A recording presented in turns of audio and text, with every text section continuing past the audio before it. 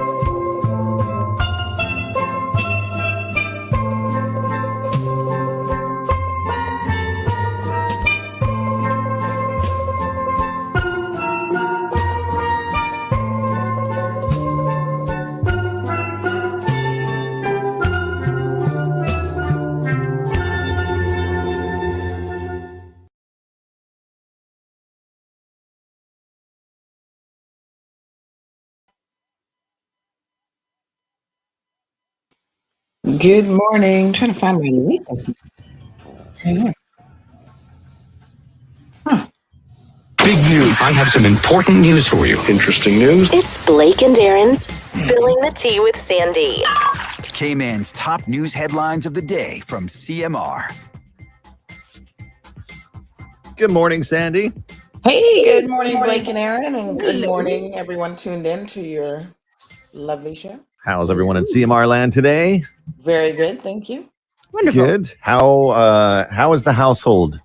How are you? We're good. So we're lateral flow testing, and everybody else is fine so far.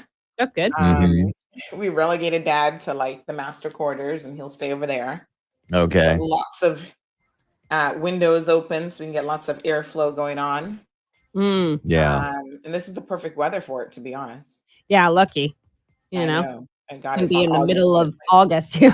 I Right. was looking at that yesterday. I'm like, oh, this could be so much worse. Yep. Yeah. How's Marlon feeling? He's definitely symptomatic.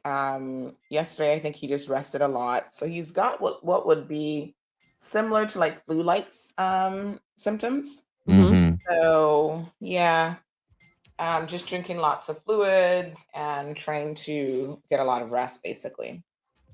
Which Now, I are think you in his taking case, his meals to the door and dropping them, or is he? basically, yeah, I've got like Yeah. a tray and everything, and No. and then when he's done, I'm like disinfecting everything. And he's like, can we just do this? Keep doing this once even when I get better. You just bring me my food on a tray. Tell you, Getting it'd be used to nice like for the holiday. delivery service and maid service, and Yeah. yeah. So I've been, I'm kind of picky with, especially like washing dishes and stuff. So a lot of people probably don't know this, but I always boil hot water in the kettle to wash my dishes. And it sounds a little bit extreme, but I don't think that the pipe gets hot enough for me. So wash your I'm dishes like definitely, you put your hands in it. it's pretty hot. Normally I gotta let it sit there for a couple seconds before I can put Do gloves you on. you don't use a dishwasher? No, I've got a dishwasher and it's been turned on like once. It's just one of those things that I kind of feel like I do a better job than a dishwasher. I find this so interesting because for me, it's like, okay, so I do the kettle thing, but I only use the kettle like after after dishes have been sitting in the sink. I boil the kettle and then I use it to just like in the sink just to kind of because it will just Disinfect. kill everything, you know. Yes. And then I do that, and I feel like it like helps the drain. I don't know Interesting. what I'm doing, I but no, I use my dishwasher like twice a day. yeah, I'm pretty particular. I pre-wash my dishes before I put them in the dishwasher. I went See, over if to I my gotta friend's do house. that, I might as well just wash them. Like it's gonna I be went so over to my friend's house and they loaded. Jessie just loaded it straight in. And I was like, "What are you doing?" And the other person was like, "Yeah, they're meant to just load everything in it." And I was just Until your drain gets clogged. that's Have you? insane. By the way, have you ever cleaned the trap? Yes, from the- I clean it all the time, and I also rinse disgusting. my dishwasher or my dishes before I put them in the dishwasher. Yeah. Anyway, All right, what are the headlines today? What do you got? So we finally got some COVID results yesterday. So we've been waiting. Every day it's like, how late in the night will these be sent out? It was pretty late last night, to be honest. And I guess we shouldn't be entirely surprised that we had 714 cases since Friday morning. Mm-hmm. So that's what, four days. So the daily average is 179 new cases per day, and that now includes. I had to read this twice. So it says that now has 1,320 total positive lateral flow tests. So they're actually giving us that information as well, which I think is kind of interesting. Mm-hmm. So, another death was confirmed yesterday morning from, oh gosh, she passed away on Sunday morning, which I had heard it when she passed away that she was actually COVID positive. But again, this is someone who had other issues and who had actually been in the hospital for 2 months. Now, a lot of people are asking me, well, if she's been in the hospital for 2 months, how did she catch COVID? And I suppose that's a very good question. That is a good question. was any Maybe somebody- visitors, Yeah, maybe. family? Yeah. I mean, it's just Probably. unfortunate. It's unfortunate. 15 Yeah. people in hospital now. Yeah. So we've got 21 people in the hospital. 21? Yeah. Okay, 21 that's why it's a persons Thursday. hospitalized. Sorry, yeah, you're right. Yeah, 21 patients hospitalized. Mhm. Of course, we're being reminded that, some people come out, some people go in. So it's kind of a door that's, fluctuating. Yeah, I But mean, that's a lot. the chief medical officer did say yesterday that we have a bed capacity of, I believe he said 55 beds. And then they are looking at the setup of a field hospital, which would give us an additional 80 beds if needed. Mhm. Yeah. So I think we're in a good position with that, as long as the vaccine, people go get their boosters, we mitigate it as much as we can. Yeah. Yeah. I mean, look, Yeah. so my friend And I was mean, in the it was hospital just, last night with my friend was in the hospital last night in the ER waiting with her baby, who's still young, very young, and trying to get in because croup has hit their household. And they had to wait for like 4 hours till they could get the the PCR test back so that they could be admitted to the ward upstairs. It's like, Yeah. Yeah, that's kind of what happened to us back in, when was that, September? and that's what's taking like a little bit of a, that's the problem. So Yeah. So Carol's asking, why pre-wash? Questioning my pre-wash. you have to pre-wash so you get all the junk off so that it doesn't clog up I'll your tell you why, dishwasher. 'cause And it's not a wash, it's just a rinse. That's Yeah. not a wash, that's a rinse. Yeah, sort of.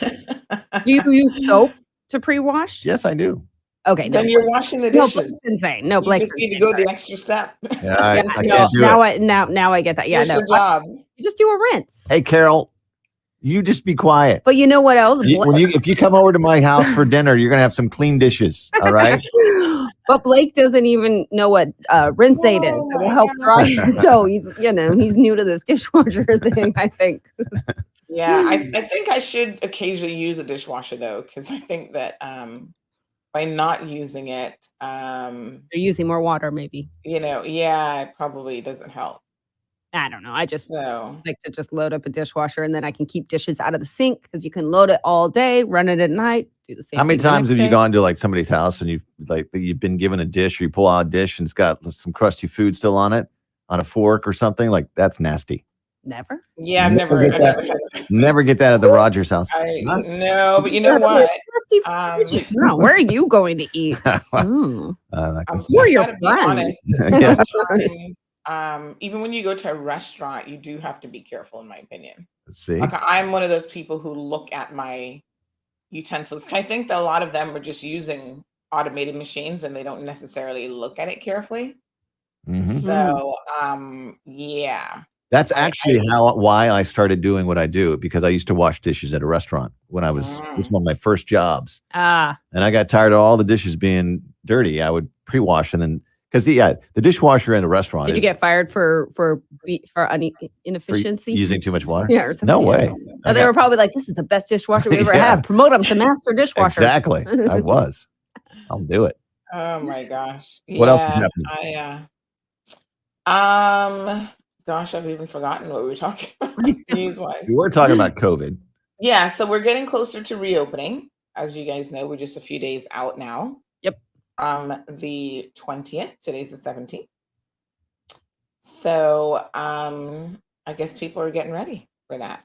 Yeah. I mean, it's just going to be like, oh, And okay. the portal is up, so we're going to review the portal and see what's going on with that. What the procedures are. For For people that uploading are your flying in documents. or if you want to fly out, like what you have to do. Is that what you're saying? Yeah, right. So Okay. coming in, there are requirements still. You still have to get approval. So It's it's not like confusing. it's not like you just jump on a plane and be like, oh, I'm going to go to the Cayman Islands today. Right. Yeah. Yeah, I think Saturday is going to feel like any other day right now. It's not going to be. You're not going to see a bunch of tourists walking around and whatever. It's just going to be.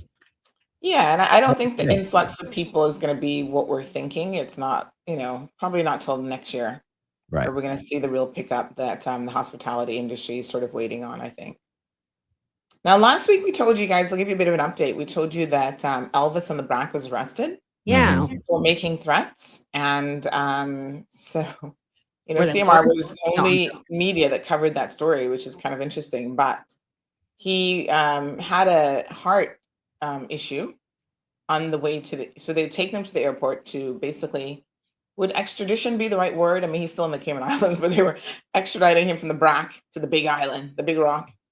And while he was at the airport, he started to experience heart issues. So they took him to the hospital, to Faith Hospital, and he was there for a number of hours. And then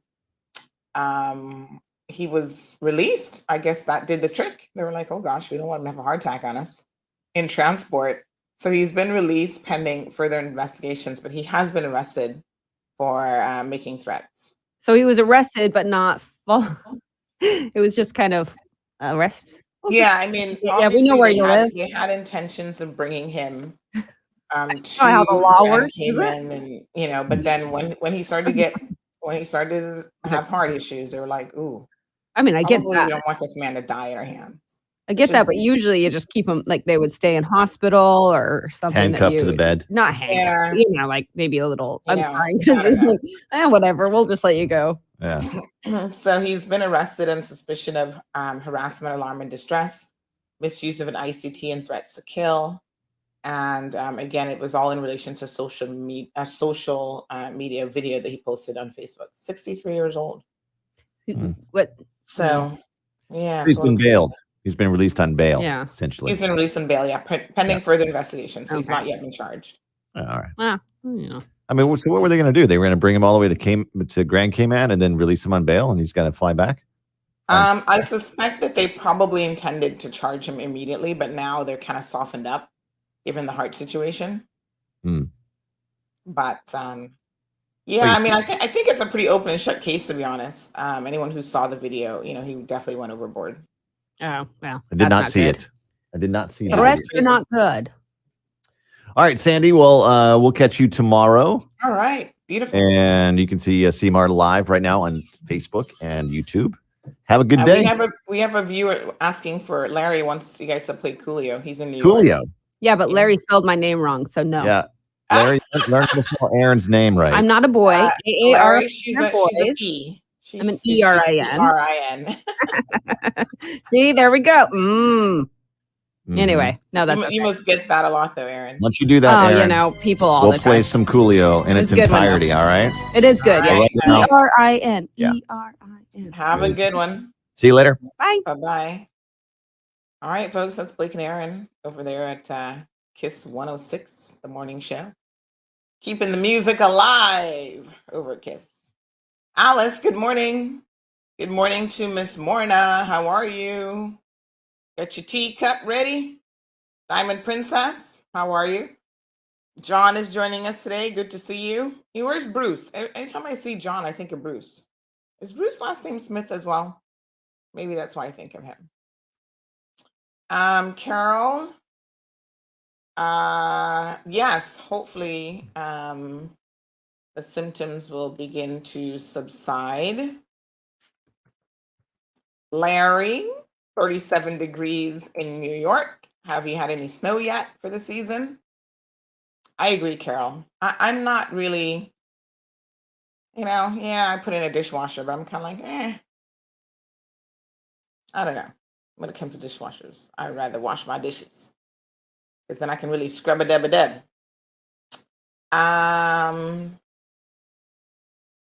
Yeah, I'm a bit of two minds when it comes to dishwasher. Like, I feel like it is there to probably save me time and I should probably start using it, but it's like, I just want to wash them myself and really, scrub them good. Like I said, I use boiling hot water. That's like 100 and I've got a kettle that you can select the different temperatures that you want. So one is like 200 degrees, one is 100 and I think 65, and one is like 180. Because apparently, I never knew this, but in the recent years, I've learned that different types of teas, since I'm bringing all the tea, we should probably know this, require a different temperature. So if you're using like black tea, you should use one temperature.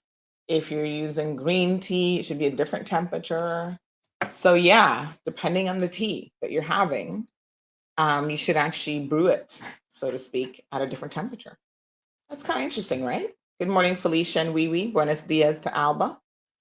I think it's kind of like some days we're like super hot in here, and then other days we're going to be a little bit more lukewarm. So yeah, there you have it.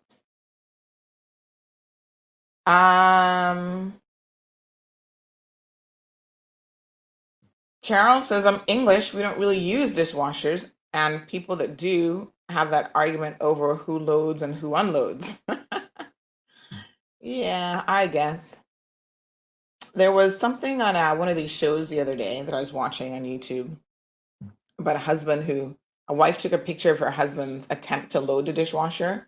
And it was so dismal, like it looked really, really bad. Like you could tell that he didn't really want to do it, but the wife was forcing him to do it. So he did a poor job to kind of send a point, like, stop asking me to load the stupid dishwasher. And so,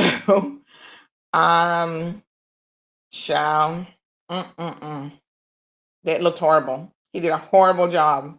And so the question then came up. It was kind of an interesting question. They were asking Dr. Phil because he was on their show.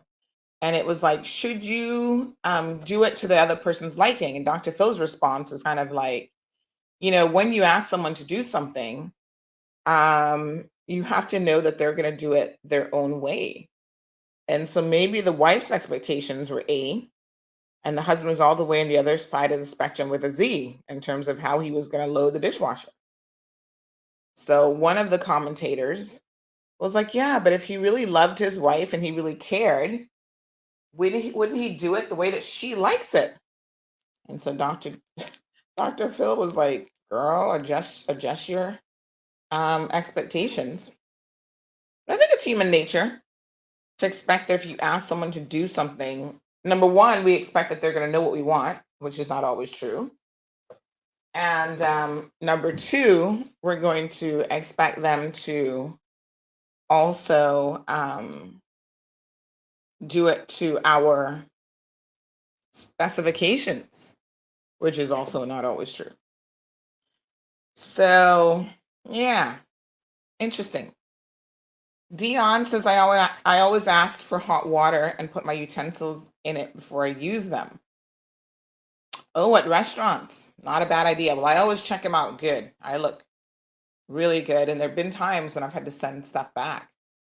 In fact, just the other day, I was at a restaurant that I frequent all the time. And I really try to pay attention to my food because, sometimes you're talking and you pick up a glass and you don't even look at it. I try to pay attention. So the young lady poured the water jug and, had a lot of ice in it, but then I saw stuff floating in my water and I was like, oops, maybe you need to take that glass away and maybe the entire jug of water while you're at it. Because I didn't know if it was something in the glass or if it was a jug of water or. So these are the things you got to put up with when you eat out. So you got to be careful. So Larry is one of those pre-washing people. So he washes by hand first and then put them in the dishwasher. But why waste that water? That's like extra water. Chantel says, how many people are coming in? It's not easy to get approval. I don't know, but I think it's not what people think in terms of, we're just flinging the doors wide open. So that's why we're going to go through some of those details this morning in terms of requirements. So what countries are these COVID-19 travelers from? Well, which COVID-19 travelers are you referring to? Because the vast majority of people who are testing positive now are not travelers at all. They're actually local transmission. I think travelers are making up like maybe 1% of the positive cases. Tomasa, we're going to go through all that. Good morning, Senor Renwick. Renwick says, I don't know why it's called reopening. We've been open, only cruise ships can't come. Well, I don't think we've been open in the sense that people can just jump in a plane and come here. That's not what it's been at all.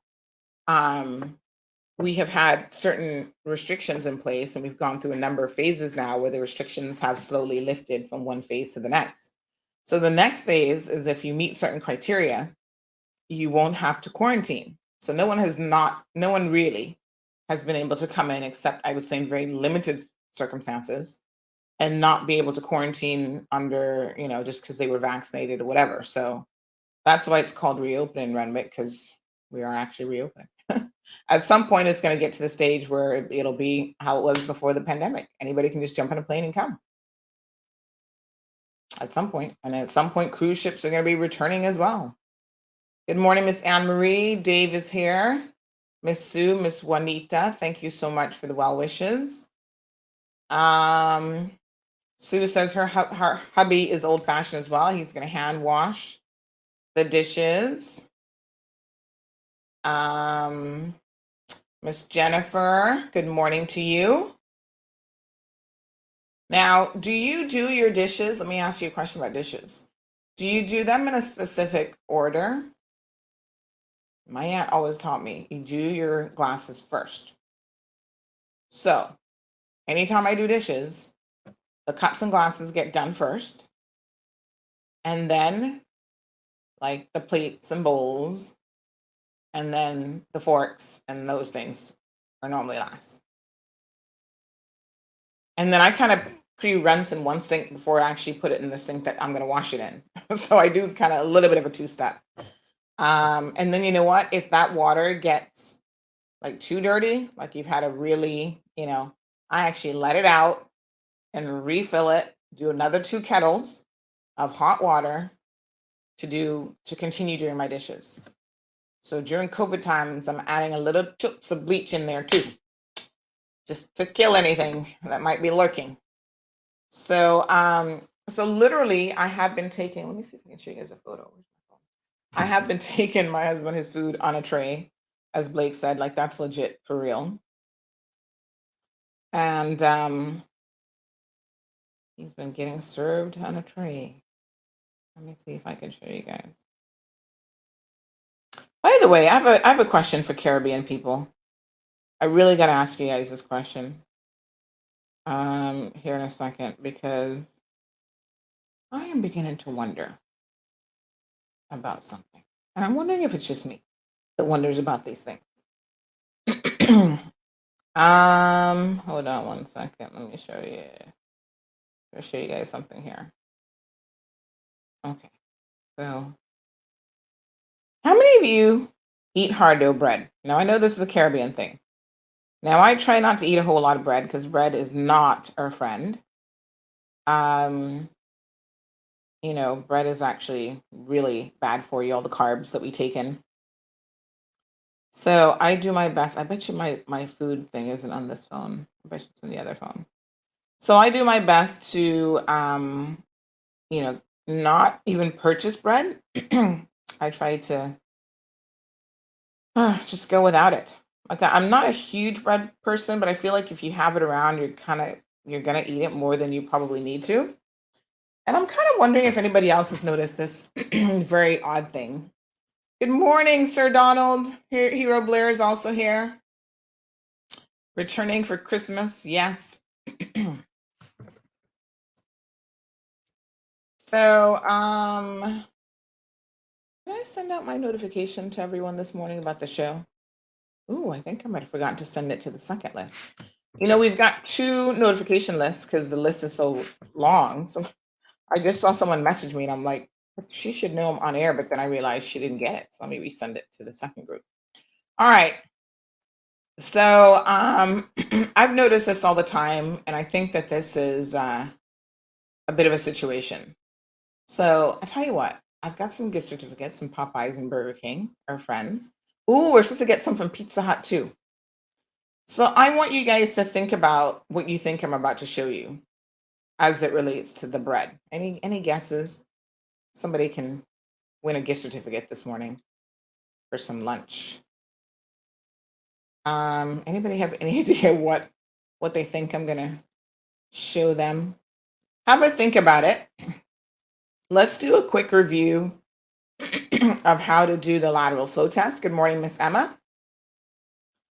Because last night, we've been doing lateral flow tests around here, and I find that I always reread the instructions, make sure I get it right. So I thought, why not reshare the video of how to do it with you guys? I think this is a good video to definitely watch. So have a look at this and then think about that question. I'm about to say something about hard dough bread, and it's something that I've noticed. I'm wondering if anybody else has noticed this as well. Think about it.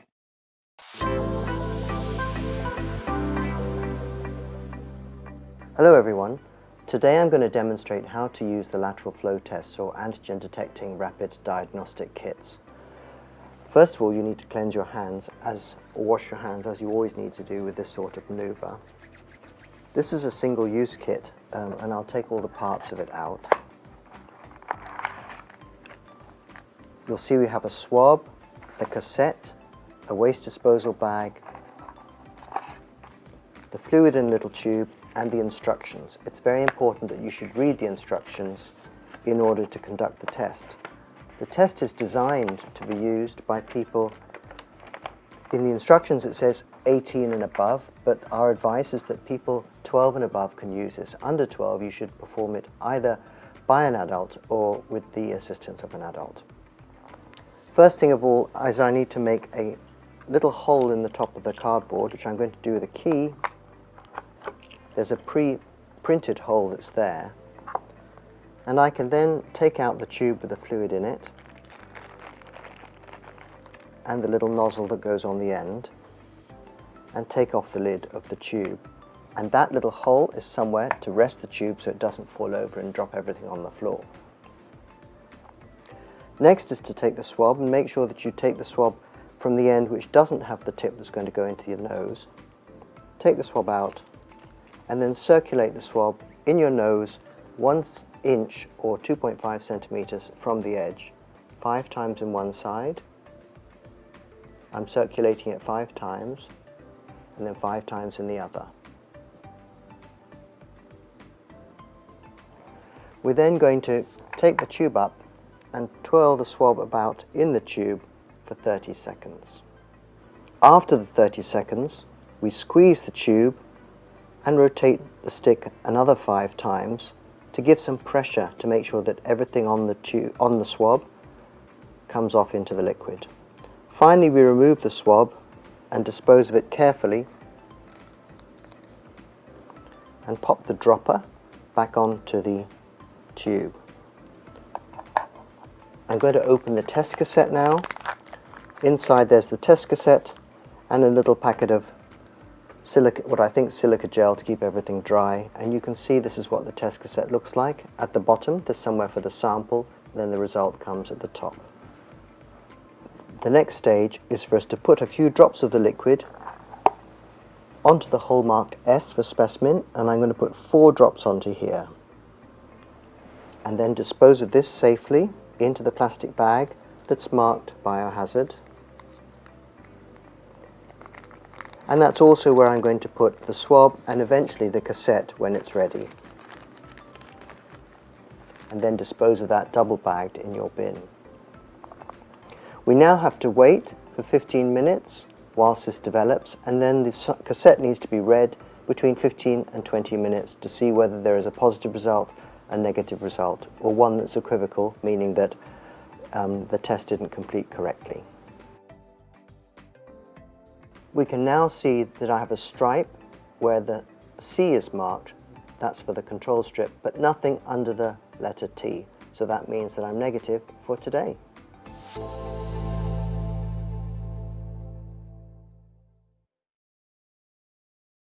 All right, folks.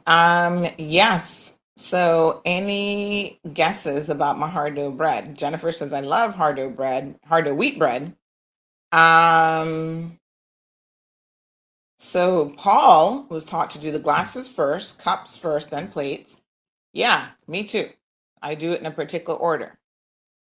And when I've got people around me who don't do it in that order, it really kind of bugs me, to be honest. It's like weird. No guesses for my hard dough bread question? My Caribbean people are not awake yet. Mm, mm.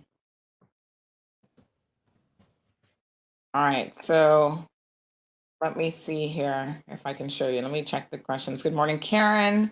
Louis is having a heat wave today. 62 degrees is forecasted. All right, tell me if you guys have ever noticed this. You're going to say that the bread is lovely warm, but canned cheese, so bad for you, but so delicious. Canned cheese with hard dough bread? I mean, I know for Easter you do bun and cheese, and I think Jamaicans like the canned cheese. I don't like canned cheese. There's just something weird about canned cheese for me. So no, look at what I've noticed with the hard dough bread. Look at this. There's something wrong with their bread cutter, because there is always one slice of bread that is bigger than the rest. So anybody else get this? Look at that jumbo slice. That's supposed to be like 2 slices. So I think they need to fix the machine, because this happens all the time. I mean, I don't know if it's ever bought, because like I said, I try not to even buy bread if I can, because, you know, once you got it, you're definitely going to eat it. Nikki's drooling over some bread and butter with a warm cup of Milo. Yeah, I mean, hard dough bread is nice, and it's nice when you get it warm, and you do put a little bit of butter on it. You know, there's a lot of things that Caribbean people do. Like some people eat bread, hard dough bread with sweet milk. What do we call the sweet milk again? Condensed milk. I'm trying to think if I've ever had it. I feel like I have had it as a child, but it's not something that I go out of my way. Like I don't eat it as an adult. Like I don't think I've ever prepared that as an adult. But yeah, right? You guys have seen this. Anne Marie says, yes, I see it all the time. Annie says that she was wondering why. I think the cutting machine has one piece of the cutter that is just like it's missing something. And so it always gives you that extra fat piece of bread. And you give that to the real bread lover in the household because they're in heaven to get that big fat piece of bread. Like Nikki said, warm that up, put it in the toaster, warm it up, and have some hot cocoa or some hot Milo. And I'm also not a big Milo person. Like I purchased Milo and it sits here for years. I don't ever mix a thing of Milo. These are all cultural habits that we pick up because, yes, I'm Caribbean, but I grew up in the US. My aunt didn't have such easy access to Milo. So she used to substitute, like we would have what's called Ovaltine. That's like an American thing. It's kind of like hot chocolate, but it's like its own brand. So someone says that bread machine has been like that for about 2 years. Somebody knows what's going on with the bread machine. So yeah, it's super weird. Why don't they fix it? It kind of does bother me a little bit when I see that big fat slice. I'm like, what are you doing in here again? So she used to make Ovaltine. Like as an adult, I don't drink Ovaltine, but occasionally I do a nice hot chocolate. So sometimes I don't drink coffee, but sometimes I'm in the mood for hot chocolate, and you got to know how to make hot chocolate just right. Good morning, Tracy. So Jennifer says even the bread that she had from Jamaica a few weeks ago. So the one in Jamaica is broken too. What on earth? It's probably like missing a blade, and then they don't bother to replace the blade. So yeah, so I'm a hot chocolate person. My friend Kevin, he likes to come over and he likes me to make him his hot chocolate because he's like, oh my God, you make it like nobody else because you got to use milk for your hot chocolate. You don't put water. And then you've got to mix it like a particular way. You've got to whip it a particular way. Like I'm hand mixing my hot chocolate. Buenos dias to Elizabeth. Celine, good morning. How are you? When it comes to food and lots of other things, we learn things based on our culture. Believe me, our eating habits, 99% of it is culturally driven within our families. So there'd be things that I would cook, although she was, Ovaltine is English, really? I don't know, boy, they had it in America and we used to drink it a lot in Tampa all the time. But yeah, my aunt was, she left Cayman when she was very, very young. So I didn't ever feel like she was Caymanian, And she would say things to me, even when I first went there, like her accent was a very Southern drawl. Like she'd like draw out her words and stuff. And then even the way she'd pronounce Cayman, she'd be like, in the Caymans. And I'd be like, Aunt Lottie, don't make a Caymanian hear you say that because they're going to slap you with some letters of the alphabet. So she was so funny because I think she had little memories of Cayman as a child. And so there are little things that she would want in terms of like food staples, whatever. But primarily her diet was, I would say, a very typical like African-American Southern diet. So, she'd do like collard greens. Here, we don't know nothing about collard greens. I guess our equivalent to collard greens would be, what's the green leafy vegetable that we have here? Sometimes people do it with ackee and what's it called? It's the same thing as collard greens in a way, but different. What is that? What is that vegetable called? Y'all got to help me out here. I'm having a brain thing. What is it? Anybody know? Anyway, that one. You can callaloo. Callaloo and collard greens are different, right? I think so. But callaloo you can do by itself. Like you can just do a vegetarian callaloo dish. You can mix it with ackee. You can mix it with salt fish.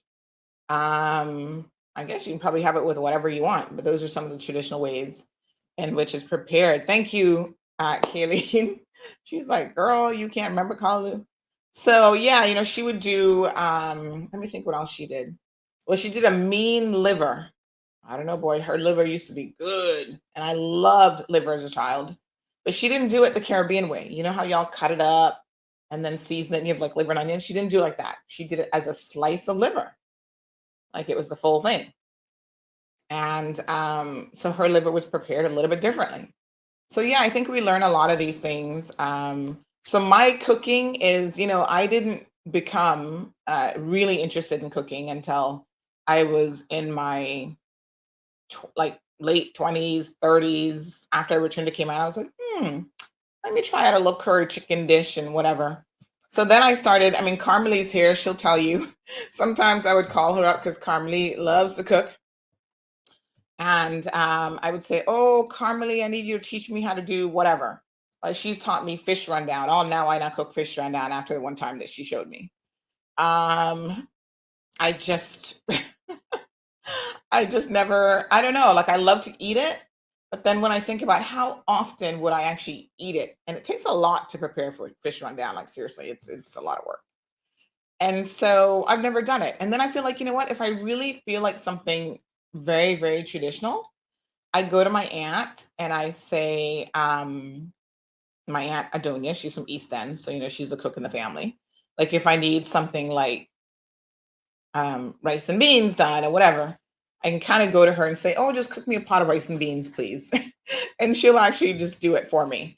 Now, mind you, rice and beans, I've felt like, okay, that's a staple Caribbean dish that every Caribbean person, every Caymanian should at least know how to cook, right? So I have tried my hand at rice and beans a number of occasions.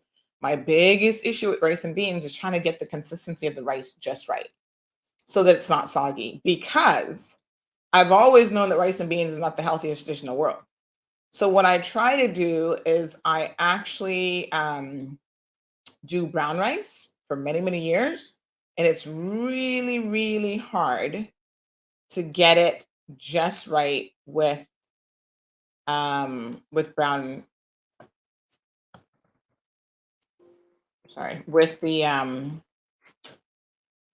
the brown rice in particular. But there are ways around all these recipes, I find. So what I end up doing is a lot of times I'll amend the dish. So I will actually put it in the oven afterwards to kind of draw out the moisture a little bit and get it a little bit more fluffy. But rice and beans is a little bit tricky. So, my aunt has taught me a few things here, a few dishes, like the traditional custard top, which I don't like. But I thought, okay, let me get the recipe from her. And I tried it and I was like, don't like it. Don't like the consistency. And then I modified it. And now I've got this dish that people love. Every time they eat it, they're like, what's this? I'm like, we don't know what to call it. But it's based on the custard top recipe, but I've made it my own. And it is a hit. Like, seriously. Miss Sue says Savoy cabbage is beautiful. Louis is not into liver. Good morning, Yoreli. How are you? Renita says some Caymanians drink a lot of Ovaltine too, also malted milk. Really? Yes, Natasha, that's what I've discovered. Like if I do put it in the oven, it does get a little bit closer to the consistency that it should be. And then I'm also not one of those people that's going to be soaking beans for days on end. I'm like, can I just have the canned beans, please? Like, really? But yeah, and I don't cook it. Like I'm trying to like cut back now, especially, but even before my 50 by 50 plan, trying to cut back on a lot of like rice and cooking, that sort of stuff. So it's not a dish that I cook like every single week. I'll cook it a couple times of the year. So it takes practice. But again, these are all little cultural things that we pick up. Like my husband, he's Jamaican. So I'm sure he want me to cook more Jamaican food than I do. Whenever I cook ackee, he's like, oh my God, I get ackee today. I'm like, you're so salty. Yes, you can have ackee today with dumpling, stew chicken. But I'm going to do some pork chops later on. Since he's home, I'm actually forced to cook a little bit. So yesterday morning after the show, I went and I did a whole big breakfast. Did me some scrambled eggs. He's not a fan of scrambled eggs. He wants his over hard. So I got to give him like fried eggs. And a trick that I learned with getting, it's really hard to get fried eggs like just right. And he doesn't really like them runny and that sort of thing. So a trick that I learned from, YouTube is your friend if you want to become a chef, y'all. You can learn every single trick for cooking stuff. So one trick that I learned with when you're doing over easy or whatever eggs is actually add water. Now this sounds crazy, but you add water to it because then you're cooking it with the steam. So you put it in with just little tips of butter and you let it do like an initial little fry. And then you're steaming it the rest of the way. So you add water and put the lid on. And the steam helps to cook it and helps to harden the inside of the egg. So Cindy is giving us a whole rundown on Ovaltine. It's from Switzerland. Wow. Imported or exported to Britain in 1909. A misspelling of the name in the trademark registration application led to the name being shortened to Ovaltine in English-speaking markets. And then a factory was built in Kings Langley, which took it to the United States as well. By 1915, Ovaltine was being manufactured in Illinois. Wow, thank you for that history. That's very interesting. Yeah, my aunt loved her Ovaltine. So, Tracy is asking for these. Now, we covered them a couple months ago, Tracy. I think we gave you an update. Nothing further. Here's the thing with these types of things, Tracy. They take forever to get to court. So if you're waiting to hear when there's a court date, that ain't happening anytime soon. It just is the process. I had a criminal complaint about something, and apparently something happened in May, and I emailed the police commissioner and said, what's going on with this complaint? Like, it's really been a while. Like, it's like well over a year now that the complaint was made. Like, what the heck? Come to find out, a decision was made in May. And had I not asked about it, when would I have heard? Only God knows, Joe. But here we are in November, and I'm getting an update because I was like, what's going on? So, Tracy, the system is really crazy in terms of that. But I think the update, I don't know anything about kids bullying the police officer dealing drugs. I hadn't heard that case before, not to my recollection. Or those two different things. Was a comma supposed to go in there to separate that thought? But the police officer, the prison officers, it wasn't police, it was prison. You keep saying police. And the last time I asked about it, the police were like, it's not police, it's a prison officer. But the case is ongoing. So I think they've made one additional arrest and investigations continue. And believe me, when I tell you, investigations take a really long time in this jurisdiction. So unfortunately, I wouldn't hold my breath for like an update before early next year on where that case is going. But we are keeping an eye on it to let you know what the situation is. So have a look at this, and then we're going to start talking about reopening our borders. Look, yeah, the cold hard truth made it all the way to the Panama Canal. Is that not awesome? Look at that. CMR in Panama. So someone went to Panama, child, and they took their cold hard truth mug with them. And there they are overlooking the Panama Canal and decided to send us a little photo shoot. I think the cup is empty. I don't think they were actually sitting there sipping tea or anything, but that is so cool. I love that. Thank you. Absolutely awesome. Okay, so Irvelyn, how was the birthday? Louis says use the top of a pot to cover the egg with a sprit of water. Will make the perfect fried egg. Yeah, so this is it. I've learned about the water and the steam from the water. Osu says kids are bullying all in counseling. Well, they need to be in counseling. I don't know if they are or not, but they certainly need to be. But yes, try that for your eggs and see, for your fried eggs. I think trying to get it hard though takes a little bit more practice. So you guys know that the World Qualifying Cups, the World Qualifying Cup is getting ready for what's it called? The World Cup next year. And so it is one of those things where, you know, you guys got to get ready. Jamaica played the USA yesterday. At one point, they were tied 1-1 all. And I don't know what the final score was. Does anybody have any information on the final score? Do let me know. I'm curious to see. I suppose I could just look it up. So it was Jamaica versus USA. Oh, so that was it? It didn't go past. It was 1-1 Okay. So they kept that score then. I think that was this first half, whatever. I'm not a huge football fan, but I do glimpse at it occasionally to see what's going on. So Jamaica held their own. Wow. I think Canada and Mexico was also last night. Anybody know who won that one? So it's the world qualifying. United States had a draw at 1-1 with Jamaica and Kingston. So they actually played in Kingston. Very interesting. Canada came through with a thrilling 2-1 win over Mexico. Wow. In a frigid Edmonton on Tuesday. That's probably because those Mexicans are like, listen, it's a little bit too cold to be playing in this weather. So Canada had the home advantage. Like, brr. Canadians like, yes, we're used to this. Run for that ball. So those results put Canada on top of the CONCACAF 16-point octagon, with the US 1 point behind in second place, and Mexico dropping to third on 14 points in a tie with Panama. And Panama won 2-1 at home against El Salvador. Wow.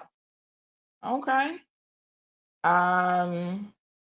So Jamaica suffered a few missed calls in the game, including a headed goal in the second half that was called back for a foul on Walker Zimmerman. Ooh, sounds like it might have had a few exciting moments.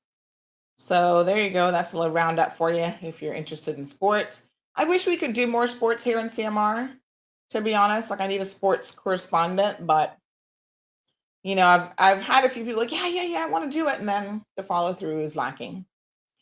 So Tracy says it's crazy in Canada because of COVID. They're backed up since 2019 and innocent until proven guilty. People are freeing the community that should be behind bars. Well, yes, that might be the case probably in a lot of places. I think here we're moving slowly. Like, there are restrictions. So courtrooms have a limit. They actually have a little sign up at the courthouse of how many people are allowed in a room. Where I think Cayman could make some strides is in the realm of technology. Like, everybody should be able to sit down and watch a court case in Zoom. Like, I don't know what the big secret is. Because honestly, you're allowed to go view it in person. So what's the difference with Zoom? We just need to change the laws and make it a bit less antiquated. So the wheels of justice have always been slow, though, Tracy. I mean, it really does take a while. Like, in all of my cases that I've been involved in, I got to be honest with you, I was the one who had to push to get it done as quickly as it got done. When I say quickly, I use that as a very relative term. So it just takes forever. And, all these delays. At one point, there was some case, I can't remember, I think it was the nation building case. Because I was like pregnant at the time. And I said, listen, I don't want to be dealing with this after I've had my baby and I got more important things to do, right? So the judge was like, at one point they were going to delay it again. And I said to my lawyer, I said, listen, these delays are ridiculous. Like, really? And they were delaying it for like a murder trial or something else. I don't know what it was. And so they're like, oh, but you're not on remand, so your case isn't like that serious. And I said, you know what? It's serious to me because my life is on remand. As far as I'm concerned, my life is on hold. It's not fair that I get a different level of justice because I actually haven't done anything wrong, right? And the guy who's probably guilty as sin, who murdered somebody's child, he gets to go before me. I'm like, and time, my case should have been up first because I kept getting delayed. And their logic was, well, if you're not incarcerated, it's not justice denied. And I said, really? You guys clearly don't know how Cayman works. Until you're vindicated and the community decides, it's always justice denied. So yeah, it can get very, very frustrating, Tracy, but hang in there for those updates. So Tracy says that as the borders reopen, it's important to adhere to the rules of social conduct. Just because you're vaccinated does not make you immune. Stay safe and be diligent. I mean, yes, we should all be wearing a mask, whether we're vaccinated or not. Junior is talking about this Rittenhouse case. I got to be honest with you. I don't even know what this case is about. I see the headlines, but I've not read up on it at all. I know he murdered, I think, 3 people, and he's on trial, and a verdict is being waited on, but I don't know the details of it because that's one case that I just have not followed. Al Ray says we can use CIG to broadcast the court case. Yes, girl. I mean, boy. Sorry, Al Ray. Al Ray's like, don't call me girl. Don't call me honey chat. Yes, Bobo. Trust me, that would be the hottest show ever. Now that show would be popping up. Y'all would be glued to the TV. You listen. You'd be walking around with your cell phone, CIG TV. You'd be tripping all over the place watching that fiasco. Actually, in fact, most court cases are very, very boring. I got to tell you the truth. I sit there all the time and I watch them. And literally, there are some times that I fall asleep in court. Like my eyes are like getting heavy and I have to like get up and move and, because not much of interest happens. Like it's a hell of a boring, like really, really boring. It's not what you think, and it's not what you see like on TV, where the lawyers is gonna be like, they've got that $1 million question. It's like, bam, and oh my God, the whole court is with bated breath. It doesn't normally happen like that at all.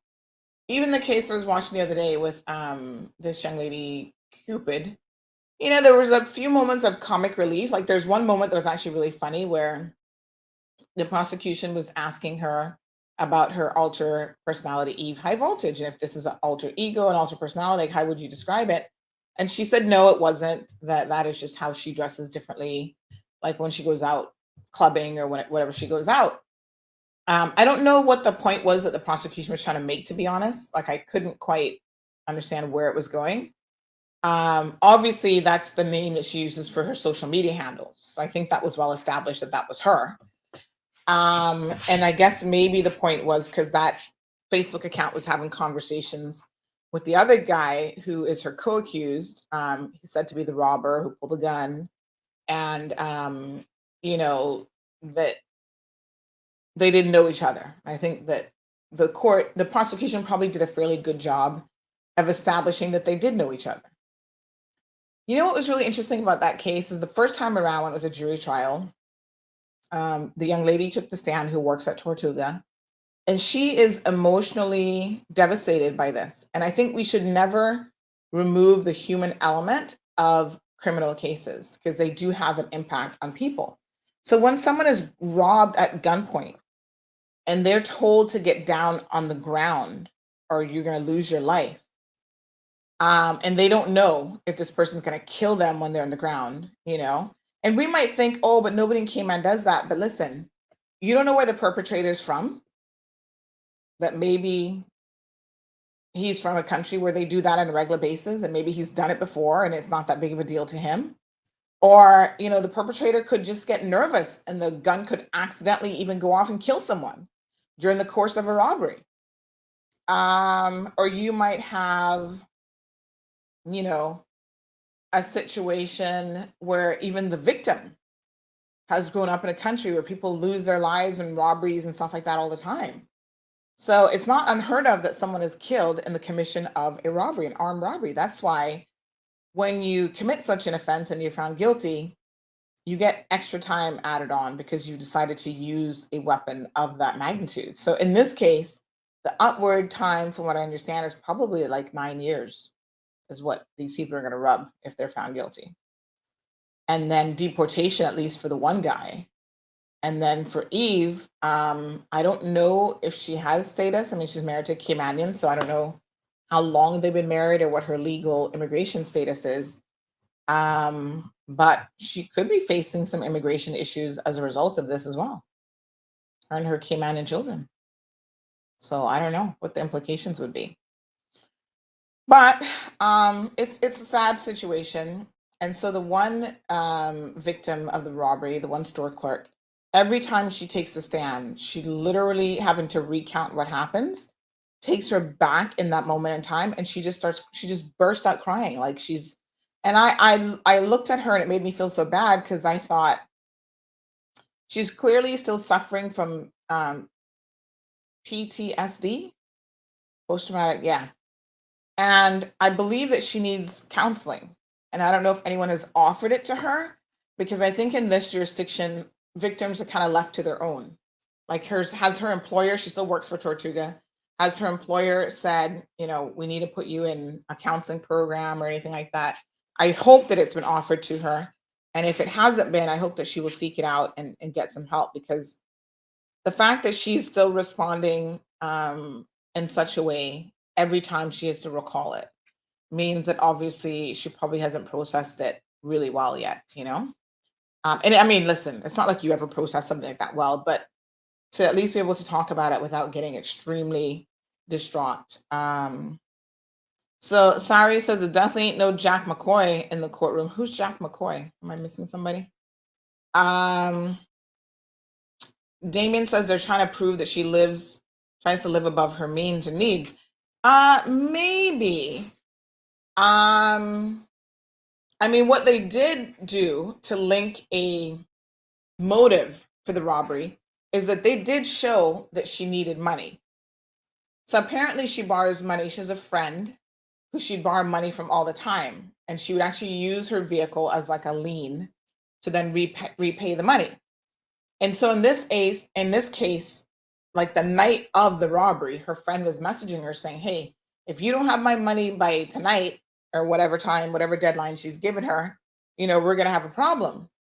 And one of the interesting bits of evidence that actually came out, Damien, about that is the night of the robbery, her friend had been trying to reach her for hours saying, where's my money? Where's my money? And she was not responding at all. And so the prosecution alleged that during that time, the reason why she wasn't responding is because she was actually committing the robbery to get the money. And so it was very, very interesting because she owed $800 and something, and then she ended up paying back. She all of a sudden got the money. No explanation where it came from, of course. She was able to pay back, I think, $700 and something. She was like $100 and something short. So it's a really interesting situation in terms of the motive as well, and how that kind of played into the whole storyline. Very, very interesting, in fact.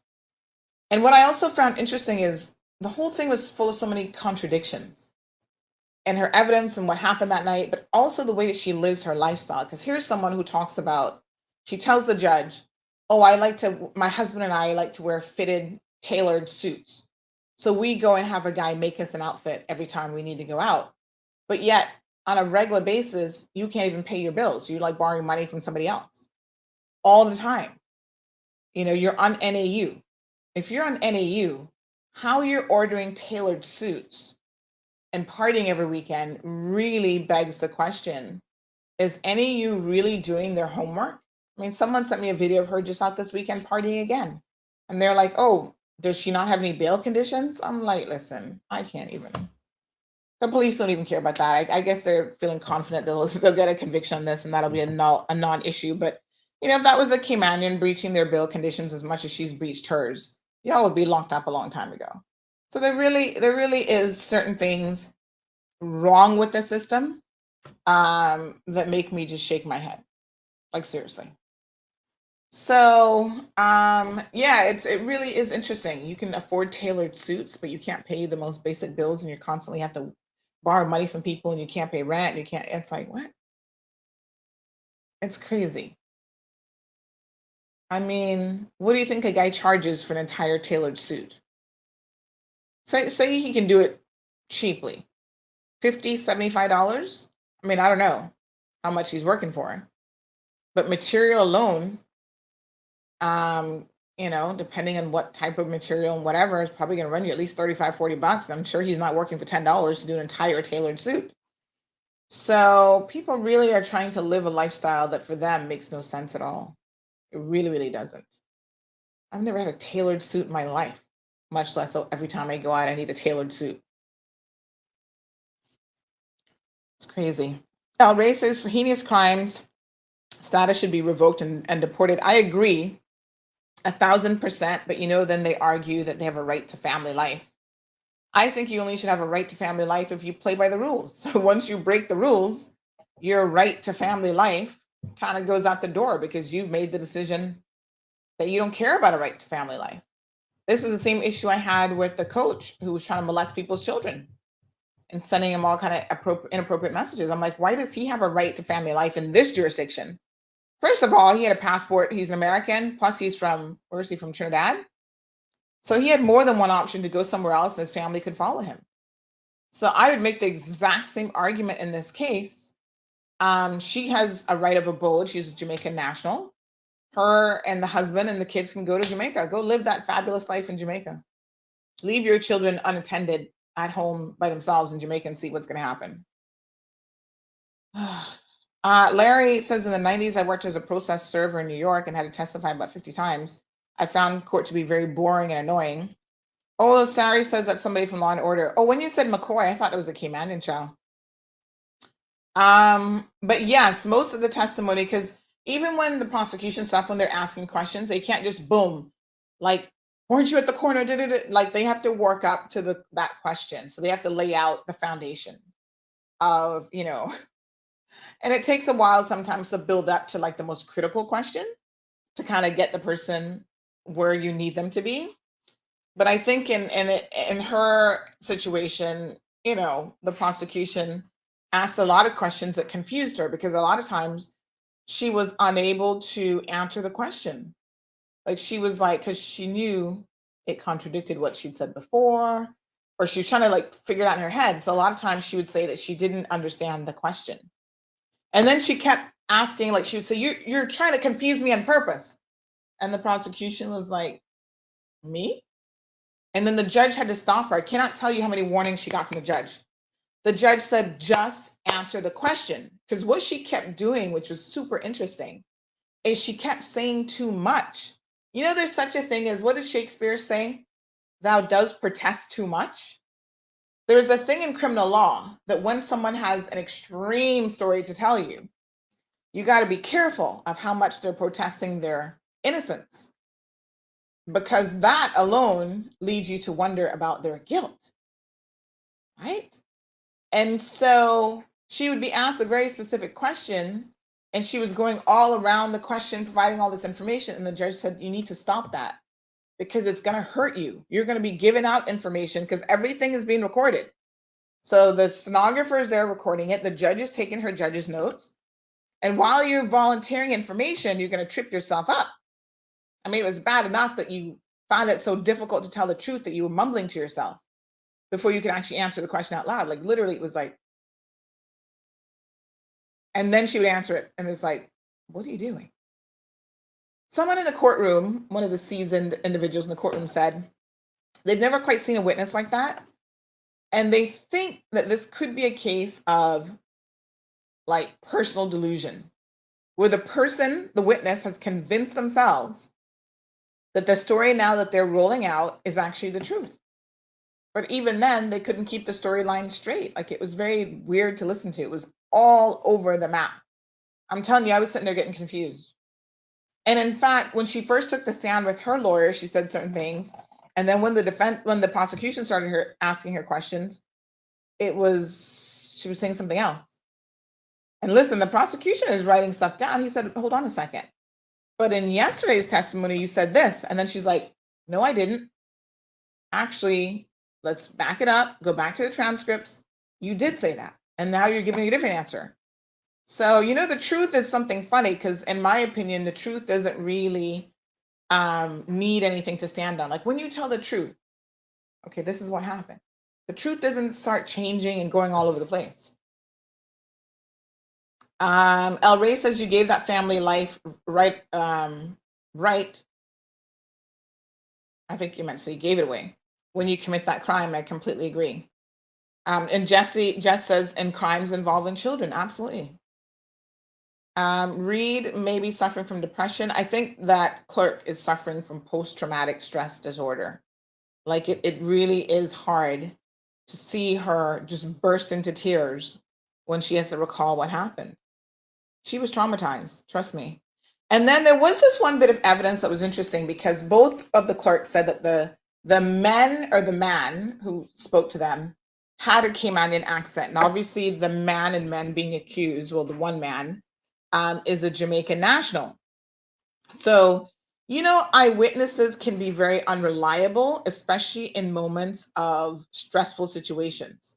So you have to be careful how much weight you put in that. And of course, the defense is putting a lot of weight on that because they're like, oh, but the clerk said they were Caymanian. Now, how much of one clerk was a Filipino, one is a Caymanian, right? Somebody tells you to get on the ground or I'm going to shoot you, and that's all they say to you. How much of a Caymanian? I mean, how much do you pick up on in terms of an accent?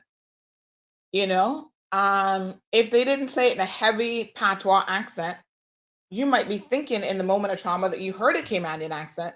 That doesn't necessarily mean that that's what you heard. One of the interesting things I found about this and the CCTV footage inside the store, I had to wonder. This, poor Mr. Hamerty, before he passed away, he talked about his CCTV footage and so on. Was the CCTV footage not capturing audio? And if not, how can you talk about you have such high-tech CCTV cameras when they don't even catch audio? Because if they did catch audio, why wouldn't the police have pulled the audio and presented it to the court and said, well, listen, because they had audio from the street cameras that caught the car driving this way, that way, and all over the place. And they had photos and stuff taken from the store's CCTV camera. So I'm led to believe that those cameras actually had no audio function, which to me is stupid. You don't have high quality, supposedly cameras with no audio. No, TD. That's not how that works. So those of you who have small businesses, you have, home security cameras and stuff, make sure that two things you want to make sure of. 3 things, actually. Okay, let me give you a little tip now, so pay attention. Take out your little notebook. Video quality is extremely important. So in this day and age, you need not HD anymore, you need 4K. Now, if you're going to get a 4K camera, obviously that is very, very intense on the internet. So you also need good internet because you don't want to be keeping this stuff. Oh God, another accident again. What the hell? Oh, Lord have mercy. I hope this is not a fatality. Oh, Lord have mercy. Jeez, some peace. Can we go a day without an accident? Can we please go a day without an accident?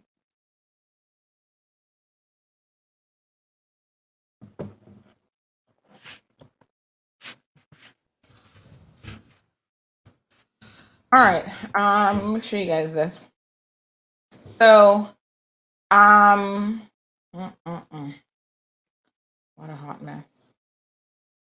So yeah, so get yourself a decent camera, quality wise. 4K is the recommendation. I guess if you can't go more than HD, then it is what it is. And then on top of that, make sure it has audio. Okay. So at any given time, I know I can tap into my cameras and hear the exact conversation that's going on. So, you can be outside my house and I could be listening to you if I wanted to. So don't be coming by my house trying to engage in any state secrets because I'm going to know exactly what's happening. And the other thing that you want to ensure that you have is night vision. So at night, obviously, less light, these things make a difference.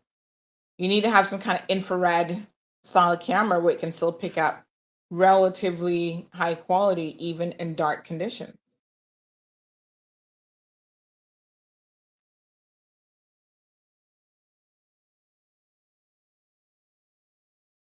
I'm just posting this for those of you who are out and about.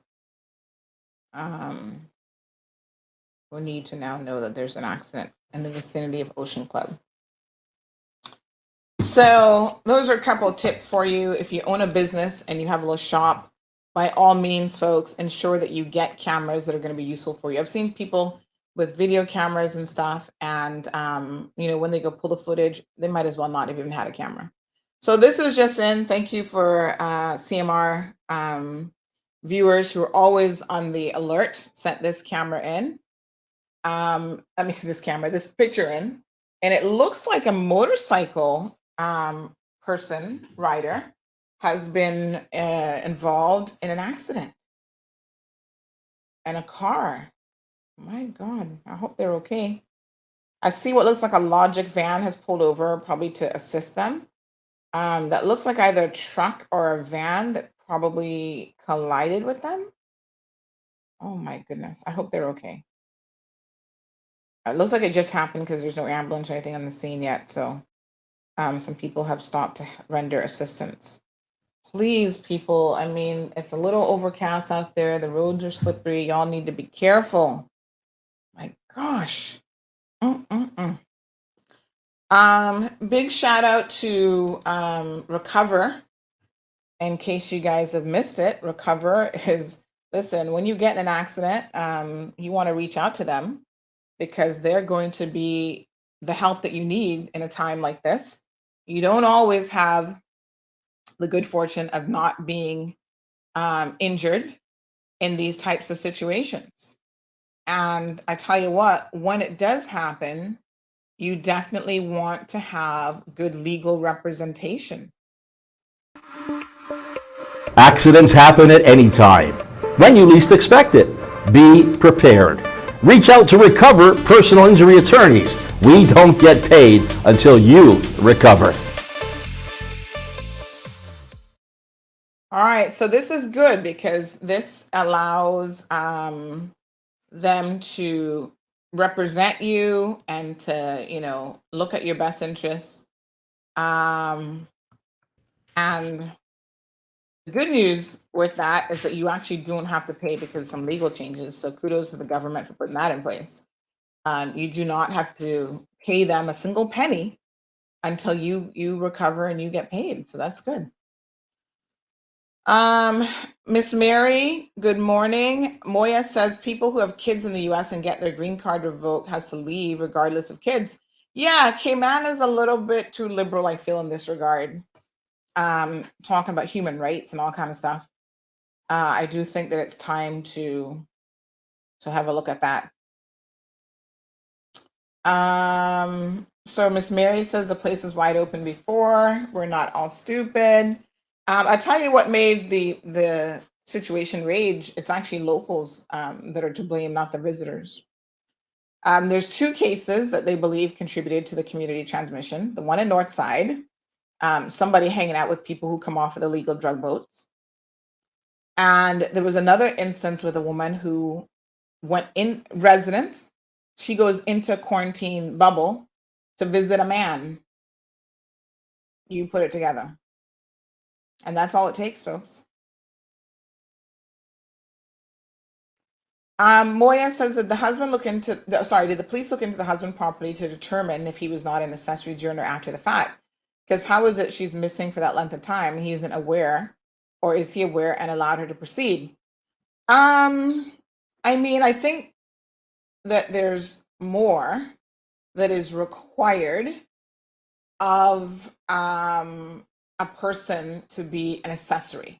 So you have to have played an active role. So I don't know, and the police probably don't know what she would have told her husband in terms of where she was going. I mean, she did go to Foster's, so maybe she told him that the entire trip at Foster's was buying the few little items that she went for, and it took her that long. And he's not really the brightest, I mean, I'm not trying to insult him, but he really isn't in a real way. Like people have said that he may have been a student at a special needs school. So I think that she recognizes that she can take advantage of him. And, that's probably why they're married with two kids. Because he's one of those people that's really, I hate to say this, but there's certain people who they might be able to function at a certain level. So yes, he can hold a job and whatever. She claims that he doesn't even drive, which I've seen him driving, but I don't know why she told the court that, but she did tell the court that he doesn't drive.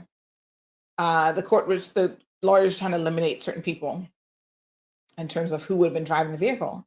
And when the police interviewed her, she said that her husband doesn't drive. So I guess she drives him everywhere. I don't know. But how much did he know and what he knew? It doesn't seem like it would have been enough to elevate him to the status of being an accessory necessarily. Would she have told him that she was going to go do it if that's what she did? Again, the verdict is still out. I don't know. I don't know what spouses tell each other these days. There is a question, somebody asked me, why is it taking so long to get a verdict? So let me just explain this. I think in the legal system, this is important to know.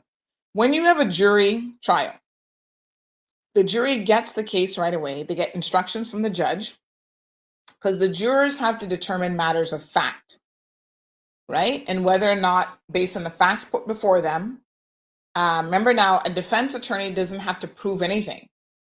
The burden of proof is on the prosecution. So they have to prove their case beyond a reasonable doubt. There is that standard. The defense doesn't have to even have anybody testify. And I think in this case, by putting her in the stand, they actually probably made a huge mistake. The other guy, her co-accused, did not take the stand.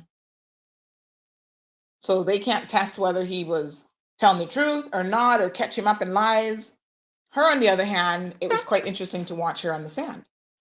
So the judge, when it's a judge alone trial, the judge then has to take time to consider all of the elements, because a judge is the determiner of both law and fact. So sometimes like legal things will come up.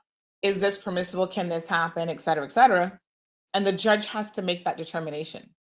So at the halfway point, they did try, after the prosecution closed their case, they tried to do what's called a no case submission, where they basically said, oh, this case is so weak that we don't even have a case to answer. And the judge, on law and combined with the facts before them, should throw this case out. The judge found that the case was not that weak, that at the very minimum, the minimum standard is there for you to proceed to then the defense putting on a case if they wish to do so. Now, like I said, the defense can say, we're not going to call any witnesses, we'll just do closing arguments. In this case, they called her as a witness, and they called one other guy. This is one thing that was really weird. So they called a guy who was her tenant. This is so weird, because after his testimony, I was like, what was the point of calling him? But this is where the lawyer now is following the instructions of their client, and the client doesn't necessarily know how this is hurting or making their case or whatever, right? So the lawyer called her tenant, was her tenant at the time, about this other guy. I think that was the Williams guy, who she said borrowed her car that night, who police do believe was robber number 2, by the way, but he escaped out of the jurisdiction because they didn't recognize his role in the robbery until after he'd already been deported, because immigration picked him up for overstaying. So he was another illegal person in the country. So she brought her tenant to say, oh yeah, this Williams guy had borrowed my car on a number of occasions because he didn't have a car. And it was like, okay, so what? And the prosecution say, how many times? Oh, like maybe 3 or 4 times. Was it the night in question? Oh, I don't know. So what was the point? Like, it was like, what does that have to do with the robbery? It was confusing. Nobody understood why he was called. So, it was weird. But the judge now, when the judge has the case, the judge actually has to take time to consider all of the evidence before them, and they actually have to write a judgment. So there's like a higher burden on the arbiter of like the person who's going to make the decision and a judge alone, as opposed to jury. Because a jury can literally go out and they'll sit down with each other. They're supposed to look over the evidence and deliberate and whatever. But they could say, okay, 5 minutes of deliberation, we're done. And this is our verdict. And that's it. If you're guilty, you're guilty. If you're not, you're not. So there's no rule of what a jury has to, like obviously they have to try to be impartial and deliberate, whatever. But it's not like, oh, you have to take 5 hours or you have to take half an hour. They can take whatever amount of time that they want. A judge, I think, has a much more onus. There's like a lot more responsibility on them to do it a certain way. And because they actually have to write a judgment as to why they have come to the conclusion they've come to about the person's guilt or innocence, it does take more time. So that should explain, hopefully for your benefit, why it's taken a bit more time. So Al Ray says night vision is good, but it's best to keep your lights on so that you can record the crime in color. Very valid point. El Rey, because the night vision will only do black and white if there's not sufficient lighting. Now, there are cameras, motion sensor cameras, folks. Y'all need to look into this, even for your outside, that are triggered. The motion triggers a light, and the camera is recording the entire time. We have them. Look into it. And unfortunately, we had to upgrade ours because we did notice that from the road, we don't have enough coverage. And when my vehicle was vandalized, you guys remember this last year, coincidentally, the same night it was vandalized was when Thelma, what's her last name? Whatever, Thelma showed up at my front door, cussing, carrying on like a lunatic. And then within minutes of that, it wasn't discovered till the following morning, but my car was vandalized with rocks. What we discovered is there was a little bit of a blind spot on the road because the vehicle that did the damage drove by from the street and threw the rocks at the vehicle. And because it wasn't enough light going all the way to the street, it didn't quite catch that. You see? So since then, we've made some amendments to our security around the place as well. To El Rey's point, you need lighting. And you've got to check the angle of which your cameras are positioned to ensure that they're catching blind spots around the corners, like all sorts of areas of your home. So professionals can help you guys with those sorts of things. Good morning to Jonathan. Thank you so much for tuning in. Miss Lily is here. So good to see Miss Lily. I hope you're well. Joy says people come to Cayman and have kids so that they can stay and have the government support them. Well, yeah, that's a scam in and of itself. And lots of people do that, apparently. Good morning, First Lady Jayanne. How are you? Thank you. It's my filtered look. So I do use a filter now every morning because it just makes my life easy. I don't even have to put on mascara. So the filter puts on like a little bit of mascara. I think it does a little bit of like rouge or whatever you call it here. It doesn't do the lips. Those are mine. But even just those little things help me look beautiful. Yes, El Rey, now we talking. And notifies you on your phone right away too. You know, there's also, when it comes to security, there's a lot that you can do. There's even car alarm systems that will tell you when people are within certain feet of your car and stuff like that. And sometimes, unfortunately, you got to invest in these things because you got some real lunatics around the place. So let me check some of the WhatsApp comments. This person says Fairbanks has tailored suits. She might like those. Somebody else says, since when will you be fined $5,000 for refusing to answer the census? Isn't this your right? Well, no, it isn't. You're right. There's certain things by law that you have to do. Now, I know y'all big into rights. Everything is like, I got a right to do this. I got a right to do that. It's part of, it's the selfishness of us living in 2021. Like individual rights, we now believe trump everything else. Because that's what people have been telling y'all, but it's not the truth. So they send a copy of this saying that if you don't participate in the census, refusal to answer the census questions before the notice period below can result in a fine of $5,000. Well, that's always been in the census law. It does say it's a 2016 revision, and it's been there. And I don't know how much they enforce it. But at the end of the day, you know, yes, you have to understand that there are consequences for your behavior.